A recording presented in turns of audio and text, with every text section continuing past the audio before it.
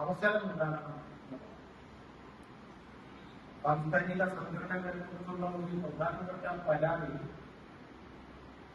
സംഘടനകളെല്ലാം പറയുന്നത് ഒരു കാര്യം തന്നെയാണ്.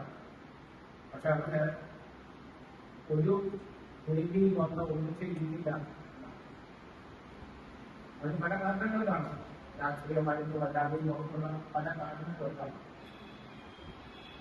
അതുകൊണ്ട് ഒരു ഔപചാരിക പ്ലാറ്റ്ഫോം ഉണ്ടാവുന്നത് തന്നെ പ്രശ്നങ്ങളെ അടിസ്ഥാനമാക്കി വിവിധ സംഘടനകൾക്ക് ഒന്നിച്ചും പ്രവർത്തിക്കാനുള്ള സാധ്യതകൾ അന്വേഷിക്കുക എന്നതാണ് ഈ ദിനാചരണം നമ്മൾ ആചരിക്കാൻ തുടങ്ങുമ്പോൾ നമ്മുടെ മനസ്സിലുള്ള ലക്ഷ്യം. പൊതുവിൽ സംസ്ഥാനത്തുടനീളം വിവിധ സാംസ്കാരിക സംഘടനകളും ഗ്രൂപ്പുകളും ഒക്കെ ഇതുമായി ബന്ധപ്പെട്ട് വന്നിട്ടുണ്ട്.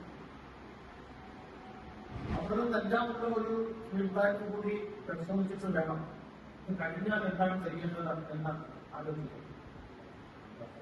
എന്തിനാണ് ഐക്യരാഷ്ട്രസഭ ഇങ്ങനെ ഒരു ദിവസം തീരുമാനിച്ചിട്ടുണ്ട്?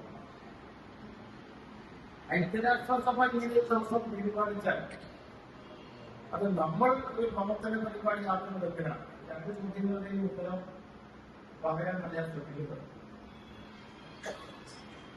അതിന്റെ അക്കാദമിക് വശമല്ല.